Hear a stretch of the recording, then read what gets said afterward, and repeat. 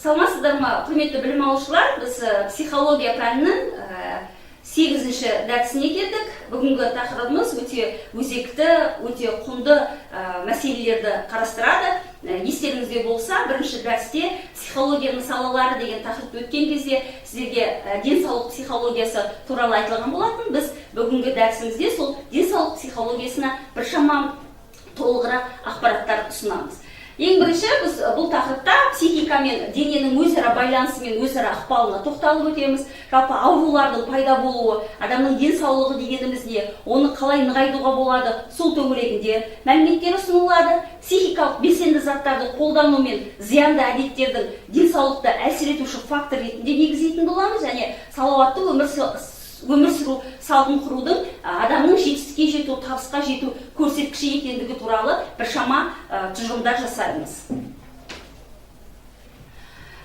Жалпы өздеріңіз білесіздер, психология ғылымы бұл атап кеткендей психиканың даму заңдылықтары мен механизмдерін зерттейтін ғылым ретінде тұжырымдаған болатын.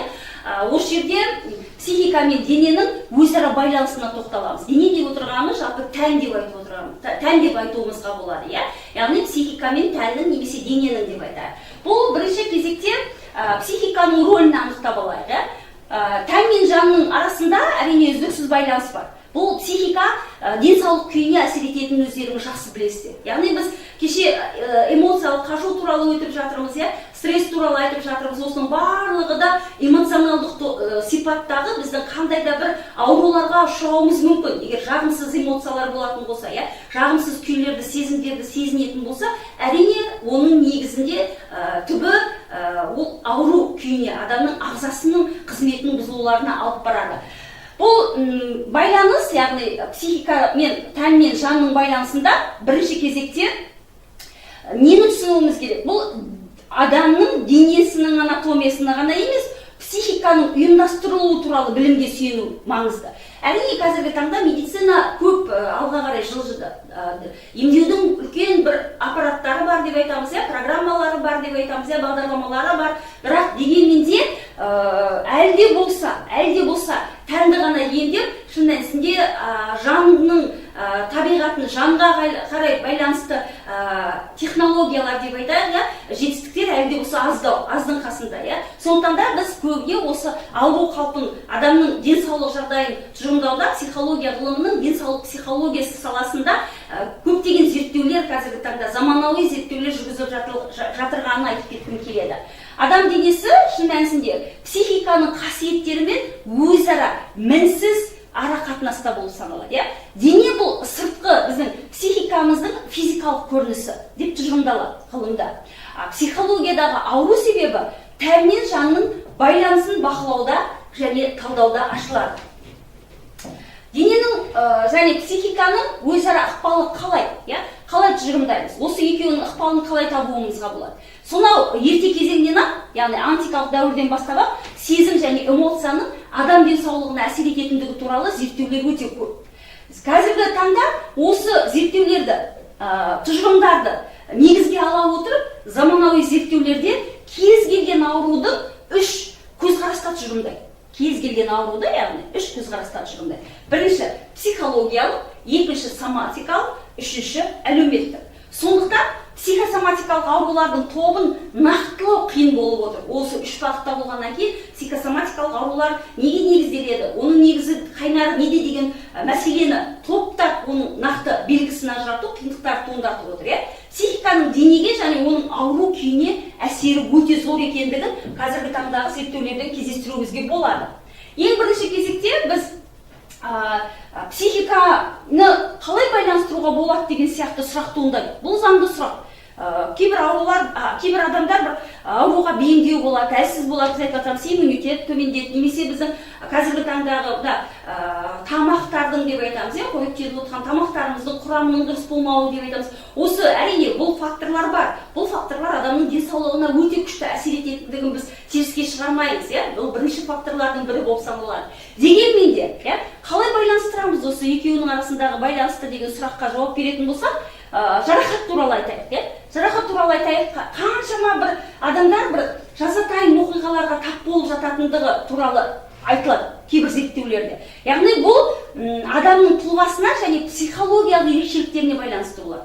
Жарақатқа ұшырай беретін адамдарды айтады. Соның ішінде мен сіздерге мінекей Хелен Фландерс Данбардың зерттеуін алып келіп отырмын. Яғни бұл зерттеуде бұл ғалым не деп айтады? Бірінші кезекте жарақат құрбанына қандай да бір адамдар бейім келеді деп көрсетеді. Жазатайым жағдайға бейімділік көбінесе тепе-теңдікті бұзушы эмоциялық факторларға тәуелді екендігін көрсетеді. Бұл жарақат жағдаятына жиі тап болатын адамдарға зерттеулер жүргізу арқылы, яғни Хелен Фландерс оларда ұқсастық бар екендігін анықтайды. Оны жазатайымға бейім тұлғалар деп айтады. Яғни біз кейде бір эмоционалдық тұрғыда өзімізді тежей алмай қалған кезде, өзіміздің эмоциямызға еріп беріп, сезімді бір жинақтай алмай қалған кезде біз тез тұрып кетеміз, немесе тез қимыл қозғалыстар жасаймыз. Осы жағдайда біз әрине бір жазатайым жарақаттарды алып қалуымыз мүмкін. Осы жөнінде жаңа біз жоғарыда айтып кеткен мысалда көрсетеміз. Енді тағы бір мысалды айтып көрейік. Адамдардың салқын тиюіне байланысты айтады. Неге салқын тиеді? Бұл эмоциялық әсерленулерде тамыр тонусын, сонымен қатар бактериялар мен вирустар бар жоғары тыныс жолдарын қозғайды. Яғни бағанағы бактерия мен вирустар деп айтады. Сондықтан психикалық күй тікелей емес, жұқпалы ауруларға қарсы тұру үшін кедергі келтіруі де мүмкін. Мысалға мен мәселені айтайын. Бұл нақтырақ түсініктіре болу үшін бұл балаларда көбірек көрінеді екен. Шын мәнісінде зерттеулерді қарайтын болсақ, мысалға баланы ертерек, балабақшаға беретін болса, бала ауырып қалады, салқын тиіп ауырады. Сосын біз аналар ойлайды, оған біреу түшкірді, бір салқын тиген біреуден жұқты, немесе немесе бір желде отырып қалды деген сияқты, немесе жеңіл киінді деген сияқты. Осындай бір дәлелдемелерді, уәждерді айтып жатады. Бірақ шын мәнісінде осы балабақшаға барған кезде ауырғанды мысалды айтып отырмыз сізге. Бірақ шын мәнісінде ол ана кейіннен барып ойланып, ол басқа да орталарда болды ғой.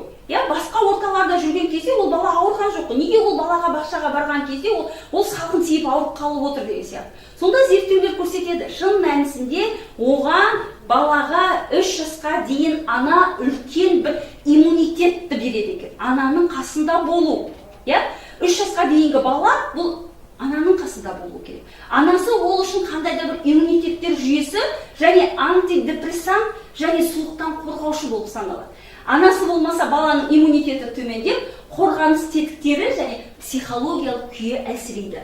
Сондықтан, құрметті білім алушылар, адамның тәні менен психологиясының, психикасының өзара байланыстылығын осы мысалдан да түсінуге болады.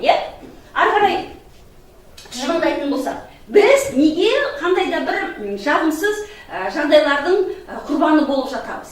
Жағымсыз, соның негізінде басымыз ауруы мүмкін, бір көңіл күйіміз болмағаннан кейін қандай да бір жүрегіміз ауырып тұрғандай сезілуі мүмкін, қандай да бір ағзада бір өзгерістер болып жатқан жағдайды сезінеміз. Бұның барлығы кейде көп жағдайда эмоциямен байланысты симптомдар болуы мүмкін. Еш жерде бізде қиындықтар болады, бізде фокус деп айтамыз, бүткіл зейінімізді соларда алып, мысалы мен бір тамағым ауырып тұрған сияқты сезілуім мүмкін. Сосын мен ойлаймын, сол жөнінде ойлаймын. Менде ангинам көтеріліп тұр, қазір менде бір салқын су ішіп едім, тағы сол сияқты, мен бірден сол әлсірей бастаймын. Әлсіреп, менде ауру қалпы бар деп өзімді бір иландырамын, өзін-өзі иландыру нәтижесінде болады, менің қуатым азаяр, сөйтемде мен бір күн, 2 күннің ішінде кәдімгідей тұмаудың симптомдарын өзімнің бойынан толыққанды көрінісін байқаймын. Нәтиже, яғни мен не жасадым, неге назар аудардым? Сол нәтижеге негізделе тұрып, ойымыз біздің жаңағы ауру күйінде болғаннан кейін ауырайын деп тұрмын, ауырып қалатын сияқтымын, менің денсаулығыма зиян келген сияқты деген сияқты әртүрлі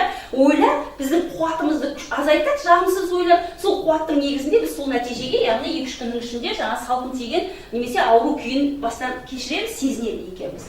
Енді осы қандай болдырмау үшін, денсаулықты нығайту үшін қандай факторлар, сол факторларға тоқталып өтеді. Біріншіден, денсаулық бұл көптеген факторлардың жиынтығы болып саналады. Денсаулыққа тұжырымдама беріп алайық. Генетикалық бейімділік, бұл жерде өмір салты, тамақтану ерекшеліктері, қоршаған ортамен өзара әрекеттесу. Яғни мен жаңа сіздерге түсіндіріп айтып кеткен болатынмын. Адам денсаулығын сақтау үшін өзімен және қоршаған ортамен үйлесімді болу, маңызды болып саналады. тепе-теңдік бұзылған кезде адамда ауру қалпы пайда болады. Денсаулықтың бұзылуы бұл адамның психологиялық күйінде көрінеді, және психологиялық күй тербелгенде денсаулық әрине жапа шегеді. Біздің денсаулығымыз зиян шегеді. Денсаулыққа әсер етуші қандай факторлар бар? Енді қысқа тұжырымдап айтатын болсақ, денсаулық туралы адамның өз түсінігі. Бұл жерде қандай сипаттама беруге болады? Мысалға, қазір ақпарат өте көп. Интернетті ашып, мысалға сізге бір ақауды дәрігер қандай да бір диагноз қоятын болса, сіз сол интернетті ғаламторды ашып жібересіз де, сол дүниені оқып аласыз, ақпаратты алып аласыз да, өзіңізге қандай да бір диагноз қойып аласыз. Әрине ол өте бір дұрыс ақпарат болуы да мүмкін, немесе ол кейбір кездері біздің сәуегейлік деп айтайықшы, сәуегейлік оқиға желісін дамытып жіберуі мүмкін. Ондай ақпараттармен әуестеніп кететін болсақ, жиі әуестеніп кететін болсақ. Бұл жерде алған ақпараттар бізге сол ауру туралы жалпы картинаны құрап, біз сол денсаулық туралы өзіміздің қандай да бір түсінігімізді қалыптастырып алады екенбіз. Келесі фактор бұл денсаулық туралы адамның түсінігі. Бұл жерде шын мәнісінде адам ұқсас ауруларды, бір ауруларға ұқсас дүниені тауып алып, тәжірибесін көрсете отырып, сол тәжірибе, яғни болған ауру деп айтайық, оқиғаның даму желісін болжай отырып, адам тек бір сценарийге өзін бейімдей бастайды. Яғни бұл жерде денсаулық туралы жалпы көзқарас қалыптасқаннан кейін ол ауруды бағалайды, оның салдарын өзі болжамдайды екен. Келесі фактор бұл стресстік күй. Стресстік күй ауырғанда міндетті түрде оқиғаның ары қарай дамуына адам стресстік жағдаймен қатар жүреді екен. Осылай болып қалуы мүмкін. Мен мысалы осы ауру мені, яғни өмірімді тоқтатуы мүмкін, қайтыс болуы мүмкін, бұл аурудың негізгі түбі дұрыс емес деген сияқты әртүрлі стресстік күйді, стресстік күйден кейін өздеріңіз кеше мен айттым ғой сіздерге, яғни стресс тікелей қозғалатын болса, цикл болмайтын болса, айналыммен мысалы стресс дедік, іс-әрекет дедік, депрессия дедік, сосын босаңсу. Осы төрт нүктеде кездесетін, көздесіп, шеңбер ретінде айналмай стресс бірден депрессияға баратын болса, күйзеліске баратын болса, онда адам өмірін тоқтатуы мүмкін. Адам күйзеліске ұшыраған кезде, жан күйзелісіне ұшыраған кезде, адам тіпті суицидтік мінез-құлыққа да баруы мүмкін. Суицидтік мінез-құлыққа. Сондықтан стресс күйі бізді одан сайын сол ауру қалпымызды қоздырады. Яғни ауру қалпымыздың күшеюіне алып келеді екен. Келесі туысқандардың ауруы. Яғни бұл негізгі факторлардың бірі болып саналады. Мысалға бұл генетикалық берілетін аурулар деп айтамыз. Мысалға кейбір кездер айтып жатады ғой, дәрігерге барған кезде сіздің ата-анаңыз немесе сіздердің отбасыларыңызда осындай аурумен ауырған ба деген сияқты сұрақтарды жиі қойып жатады. Шын мәнісінде бұл отбасы мүшелерінің ауырғанын біле отырып, адам осы аурулардың өзінде дамитындығын болжамдайды, жорамалдайды, оқиғасында дәл солай өрбуін болжамдайды. Яғни адам өзі ауырғаннан кейін тұқымда бар дейді, мен одан қашып құтыла алмаймын дейді. Соның негізінде біздің бейімділігімізді, организмнің қорғаныс күші механизмдерін әлсіретіп, сол аурудың қандай да бір белгілерін байқағандай сезінеді. Әрине сол мүмкін диагноз алдағы уақытта сол адамның денсаулығына қандай да бір көрініс беруі мүмкін. Енді психологиялық күйге денсаулықтың әсеріне тоқталайық. Әрине бірінші кезекте қалай әсер етеді? Бірінші денсаулық дұрыс болуы үшін ұйқының дұрыс болуы туралы айтады. Ғалымдар, зерттеушілер, медицина ғылымы да дәл осыны тұжырымдайды. Ұйқы ересек адамдарда 7-8 сағат деп айтып көрсетіп жүрміз. Осы уақытта ұйқы дұрыс болғанда адам барлық күш қуатын, сарқылған күш қуатын өзіне қайтадан бойына жинауға мүмкіндік туады. Сонымен қатар медицинада да психологиялық зерттеулерді қарайтын болсаңыздар, адам түнгі сағат 11-ден 2 деп айтады. Осы уақытта адам миында қандай да бір сұйықтық бөлініп, адамның ұзақ өмір сүруіне мүмкіндік беретін, оның жасаруына мүмкіндік беретін сұйықтықтар бөлінген кезде адам ұйқының дұрыс қалыпты болуы, ұйқының адамның денсаулығына үлкен әсер ететіндігін дәлелдеп жүрген зерттеулер бар екенін айтып кеткім келеді. Келесі, үнемі және дұрыс емес тамақтану. Яғни әрдайым дұрыс тамақтанбаса, қазір көп қой, әртүрлі фастфудтар деп айтамыз, әртүрлі сусындар бар деп айтамыз, ағзаға зиян. Оның ішінде былай қарайтын болсақ, адамды бір соған тартып тұратын бір қоспалар болады, яғни соны ішкің келіп тұратын деп айтайық. Сондықтан да мүмкіндігінше дұрыс емес тамақтанған жағдай біздің әрине денсаулықтың бұзылуына әсер ететін факторлардың бірі болып саналады. Келесі белсенділіктің жеткілікті болмауы, қозғалыстың аз болуы деп айтайық. Осы да адамның денсаулығына зиянын келтіреді. Осы факторлар жинақталып, нәтижесінде адамның психологиялық ахуалына әсер етеді. Психологиялық ахуалына.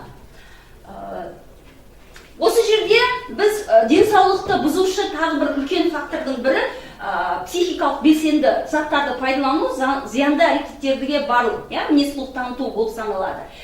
Денсаулықты бұл әсер етуші фактор болып саналады.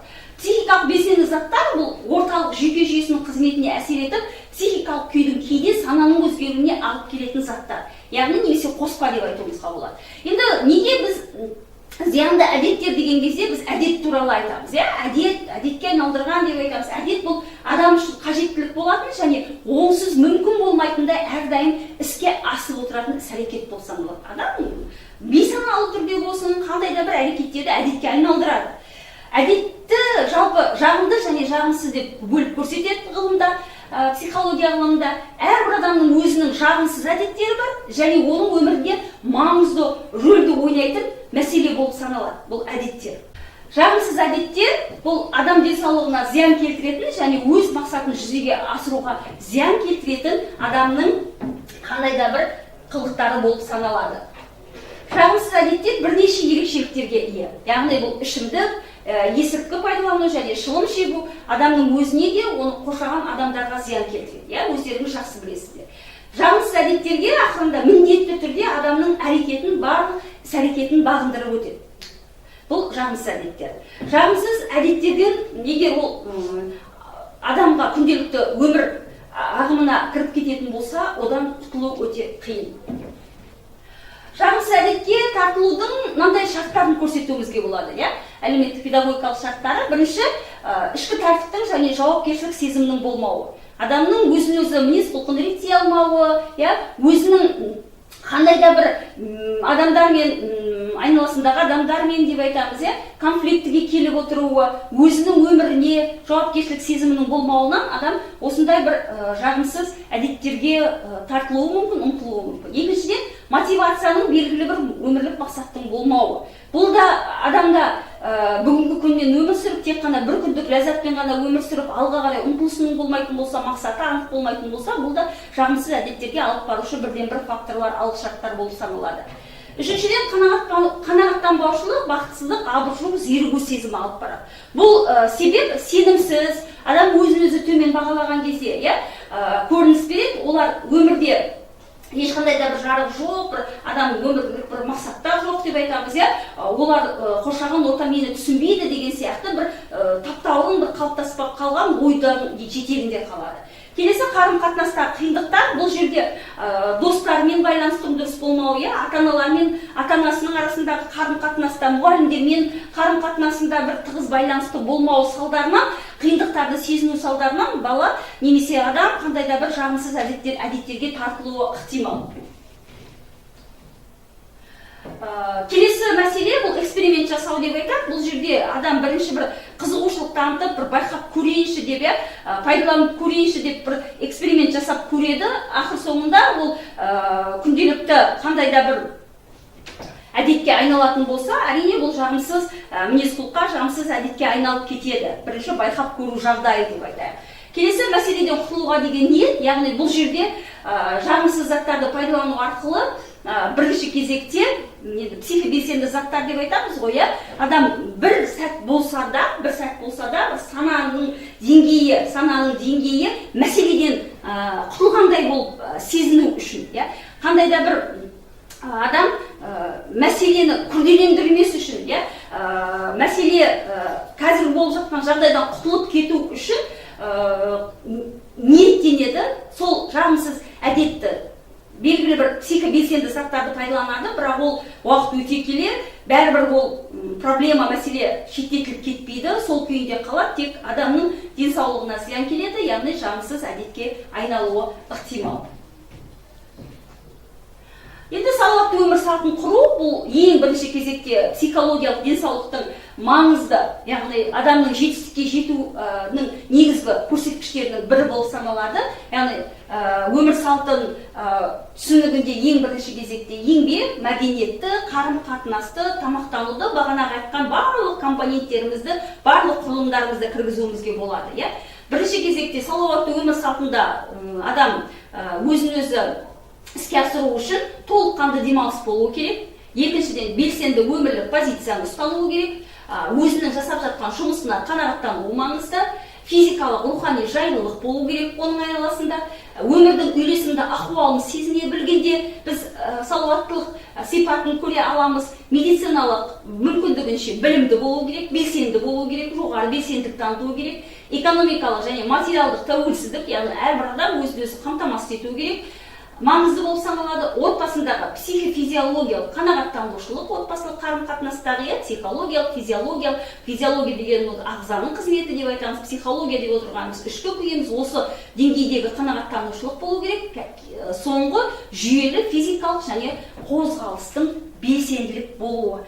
Яғни әрбір адам қимыл қозғалыстар, әрекеттер жасап отыруы маңызды. Яғни оны сіздер жақсы білесіздер, өткен жылы спорт психологиясы деген кезде де тоқталған болатынбыз.